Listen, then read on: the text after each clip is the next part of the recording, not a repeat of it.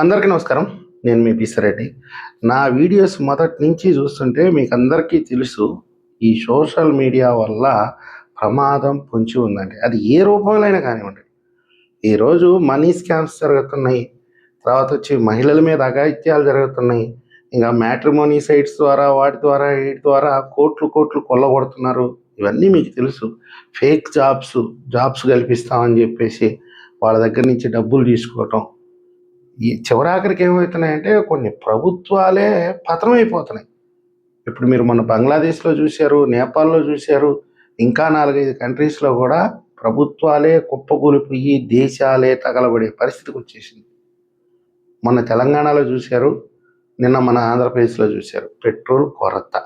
ఎవడో ఒక పనికిమాలిన ఎదవా ఎక్కడన్నా నో స్టాక్ పెట్టిన పెట్రోల్ బంక్ దగ్గర ఒక వీడియో తీసుకొని వాడేదో పెట్రోల్ కొనడానికి పోయినట్టు, అక్కడ పెట్రోల్ లేనట్టు, యుద్ధం జరుగుతుంది, భారతదేశ ప్రభుత్వం చేతులు ఎత్తేసింది, పెట్రోల్ సరఫరా ఆగిపోద్ది అంటంతో ఒక్కసారిగా జనాల ప్యానిక్లోకి వెళ్ళిపోయి అసలు ఏం జరుగుతుంది అనేది కూడా తెలుసుకోకుండా, ఈ పోస్ట్ చేసినోడు ఎవడు, వీడి బ్యాక్గ్రౌండ్ ఏంది అనేది కూడా ఆలోచించుకోకుండా పెట్రోల్ బంక్ మీద పడిపోయారు ఉన్న పలంగా. 2 రోజులు గజ వణికిపోయింది స్టేట్ గవర్నమెంట్. ఆ తర్వాత మళ్ళీ రీసెట్ చేసుకొని ఈరోజు పెట్రోల్ బంకుల దగ్గర ఆయిల్ నిల్వలు ఉన్నాయి, కావాల్సినంత కొనుక్కోండి, కావాల్సింటే నెత్తిని పోసుకొని ఒక అగ్గిపుల్ల కూడా గీసి పెట్టుకోండి అనే పరిస్థితికి వచ్చింది. మొత్తం మీద కారణం ఏంటంటే సోషల్ మీడియాలో కొంతమంది సైకోలు చేసేటటువంటి పరిస్థితి. వీళ్ళు ఎంత దారుణానికి ఒడిగలుగుతున్నారంటే, మనం ఒక పోస్ట్ చేస్తే దీని ప్రభావం ఎంతవరకు ఉంటుంది. వాస్తవంగా వాడికేం పెద్ద వ్యూవర్షిప్ ఉండదు. వాడు పెట్టినటువంటి పోస్టును చూసి కొంతమంది పనికిమాలిన ఎదవలు షేర్లు కొడతారు. వీళ్ళకి కూడా ఏం సామాజిక బాధ్యత ఉండదు. ఎవడో ఒక పనికిమాలినోడు ఒక పోస్ట్ పెడితే వీడు వెరిఫికేషన్ చేసుకోకుండా దాన్ని షేర్ కొడతాడు. వీడు ఆ షేర్లు కొట్టడం మీద ఏమైపోద్ది అంటే అది పెద్దగా వైరల్ అయిపోద్ది. వాడు ఎవడనేది కూడా ఆలోచించకుండా జనాలు ఏంటంటే రోడ్డు ఎక్కాల్సిన పరిస్థితికి వస్తుంది. దీన్ని కంట్రోల్ చేయటం అనేది సామాన్యమైనటువంటి పని కాదండి. అనేక రకాలుగా ప్రభుత్వం కొన్ని నిబంధనలు తీసుకొని వస్తుంది. సుప్రీంకోర్టు ఈరోజు ఏదైతే సోషల్ మీడియా ప్లాట్ఫామ్స్ ఉన్నాయో వాళ్ళను కూడా మందలిస్తుంది. ఇన్ని రకాలుగా చేస్తున్నా కానీ ఈ సైకోల యొక్క సైకో చేష్టాలు మాత్రం కంట్రోల్లోకి రావట్లేదు. కాబట్టి ప్రజలు చాలా అప్రమత్తంగా ఉండాలి. ఒక పోస్ట్ చూసిన వెంటనే వీడెవడు, వీడి బ్యాక్గ్రౌండ్ ఏంటి, ఇంతకుముందు వీడు వేసిన పోస్టులు ఏంటి, వీడు చెప్పే దాంట్లో వాస్తవమా అవాస్తవమా. నిన్నగాక మొన్న ఒక పెద్ద మేధావి 140 రూపాయలు పెట్రోల్ ధర వెళ్ళిపోద్ది అని చెప్పి ఒక పోస్ట్ వేస్తున్నాడు. నాకే ఆశ్చర్యం వేసింది. నిజంగా కూడా జనాలు ప్యానిక్లోకి వెళ్ళిపోతారు. 140 రూపాయలకి వెళ్ళిపోతుంది పెట్రోల్ అంటే ముందే తీసి పెట్టుకున్నాం. ఎంత పెట్టుకుంటారు? మహా అయితే 30 లీటర్లు పెట్టుకుంటారేమో ఇంట్లో. ఎన్ని రోజులు వాడతారు దాన్ని? ఒక 15 రోజులు 20 రోజులు వాడతారేమో బైక్ ఉండేవాళ్ళు.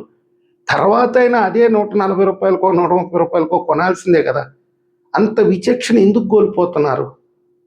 ఈరోజు పెట్రోల్ ఆగింది, ఒకరోజు ఆగద్దేమో. ఇంత పెద్ద యుద్ధం జరుగుతుంది, ప్రపంచవ్యాప్తంగా ఈ ఆయిల్ సంక్షోభం ఉంది. ఈ 3-4 నెలలుగా ఎప్పుడు కూడా ఒకరోజో 2 రోజులో ఇబ్బంది జరుగుతుంది, కానీ నెలల తరబడో వారాల తరబడో ఇబ్బంది జరగట్లేదు కదా. ఆ మాత్రం కొంచెమన్నా విచక్షణ ఉండాలి కదా. ఒకవేళ ఏదైనా ఇబ్బంది అయితే ఒక రోజు ఆగద్దేమో, ఒక గంట ఆగద్దేమో.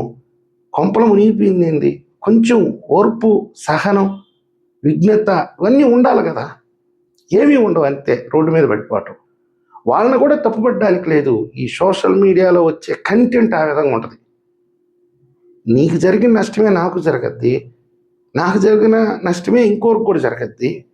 నువ్వు ఎట్లా సేఫ్ అయిపోతావు నాకు తెలియక. నీ ఒక్కడి దగ్గరే పెట్రోల్ పెట్టుకుంటే ఇక మిగతా వాళ్ళందరి పరిస్థితి ఏంటి? ఒకవేళ నిజంగానే పెట్రోల్ ఆగిపోద్ది, ఇతర దేశాల నుంచి సప్లై ఆగిపోద్ది, లేకుండా పోద్ది, అప్పుడు అందరం ఇబ్బంది పడాల్సిందే కదా.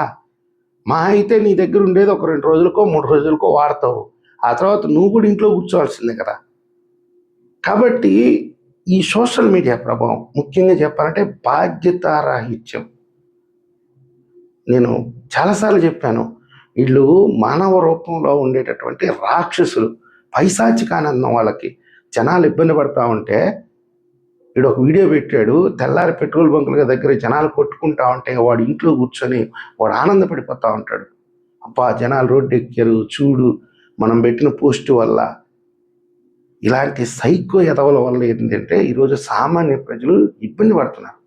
ప్రభుత్వాన్ని నేను రిక్వెస్ట్ చేసుకునేది ఏంటంటే కంట్రోల్ చేయాల్సిందే. సోషల్ మీడియాని కంట్రోల్ చేయలేము అన్నప్పుడు ఈ సోషల్ మీడియా ప్లాట్ఫామ్స్ని పిలిపించి పెయిడ్ మెంబర్షిప్ పెట్టాల్సిందే. ఇప్పుడు ఒకడు ఏదైనా ఫేస్బుక్ ఓపెన్ చేయాలనుకో మంత్లీ ఛార్జెస్ వసూలు చేయాల్సిందే. యూట్యూబ్ ఓపెన్ చేయాలంటే మంత్లీ ఛార్జెస్ కట్టాల్సిందే. ఇప్పుడు ఎట్లాగైతే ఓటీటీ ప్లాట్ఫామ్స్ ఉన్నాయో ఆ విధంగా సోషల్ మీడియాలో ఏది వాడాలన్నా ఎంతో కొంత పేమెంట్ చేయాల్సిందే అన్న నిబంధన కానీ ఈ దేశంలో తీసుకురాకపోతే, అతిపెద్ద దేశం ఇది. చైనాలో అంటే అసలు ఏమీ లేవు అనుకోండి, ఫేస్బుక్ లేదు, యూట్యూబ్ లేదు, ఏం లేదు. వాళ్ళ ప్రభుత్వం ఏదైతే చెప్పొద్దో అదే వింటారు. అంటే వాళ్ళ ముందు చూపు ఎలా ఉందో మీరే ఒకసారి అర్థం చేసుకోండి. ఈ దేశంలో కంట్రోల్ లేదు. కాబట్టి ఇప్పటికైనా సరే ఇప్పుడు జరుగుతున్న పరిణామాలనైనా దృష్టిలో పెట్టుకొని, నేనేం ఫేస్బుక్ని బ్యాన్ చేయమనో, యూట్యూబ్ను బ్యాన్ చేయమనో, ఇంకో దాన్ని బ్యాన్ చేయమనో నేను అనట్లేదు. కానీ పెయిడ్ మెంబర్షిప్ ఖచ్చితంగా తేవాల్సిందే. ప్రతి పనికి మాలినోడు పోస్టులు వేసేసుకుంటా ఉంటే దానివల్ల ప్రజలకు ఇబ్బంది వస్తే, ఇప్పుడు ఉండేటటువంటి ప్రభుత్వమే కాదు ఏ ప్రభుత్వం కూడా ప్రజల్ని కంట్రోల్లోకి తీసుకురావడం అనేది చాలా కష్టసాధ్యం అవుతుంది. దీనివల్ల దేశానికే ముప్పు ఉంటుంది. నేను కేంద్ర ప్రభుత్వానికి కానీ రాష్ట్ర ప్రభుత్వానికి కానీ ఎవరన్నా మేధావులు ఉంటే దీని మీద మాట్లాడండి ఖచ్చితంగా. ఇప్పుడు నాలాంటి వాడు గొంతు వినపడదు. ఏదో మా అయితే ఒక 5,000 మంది చూస్తారు, 3,000 మంది చూస్తారు. ఈ సోషల్ మీడియాని మామూలుగా నియంత్రించడం అయితే కుదరదు, అది సాధ్యం కాదు. దీనికి పరిష్కారం ఏంటంటే పెయిడ్ మెంబర్షిప్.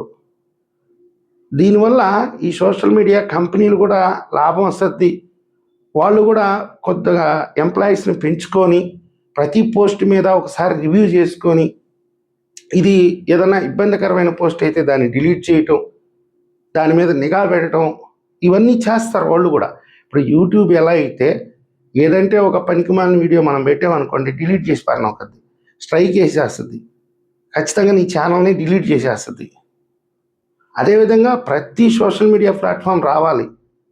వీటన్నిటికీ పరిష్కారం ఇప్పుడు నారా లోకేష్ గారు 13 సంవత్సరాల పిల్లలకి సోషల్ మీడియా ఉండకూడదు అని ఆయన కొన్ని నిబంధనలు తీసుకొస్తున్నాడు.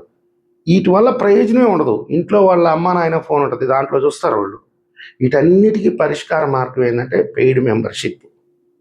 ఎవరైనా ఒక వీడియో చూడాలా, నేను ఫేస్బుక్ వాడాలా, యూట్యూబ్ వాడాలంటే నెలకు ఎంతో కొంత డబ్బులు కడితే అవి వస్తాయి. లేదా నేను పోస్ట్ చేసుకోవాలంటే ఎంతో కొంత డబ్బులు కడితే పోస్ట్ అవుతాయి. ఇలాంటి నిబంధనలు కానీ భారతదేశంలో తీసుకురాగలిగితే అప్పుడు జెన్యూన్ పోస్టులు వస్తాయి. అందులో కూడా ఏదైనా ఒక 10% ఫేక్ పోస్టులు వస్తే ఇమీడియట్గా వాడి మీద చర్యలు తీసుకునేదానికి అవకాశం కూడా ఉంటుంది. కాబట్టి ప్రభుత్వం ఆ విధంగా ఆలోచించాలని నేను విజ్ఞప్తి చేసుకుంటాను. ఎవరైనా మేధావులు ఉంటే వీళ్ళు కూడా ప్రభుత్వం వరకు ఈ అంశాన్ని చేరే విధంగా చేస్తారని నేను ఆశిస్తున్నాను. ఈ వీడియో మీకు నచ్చినట్టయితే లైక్ చేయండి, సబ్స్క్రైబ్ చేయండి. ధన్యవాదాలు.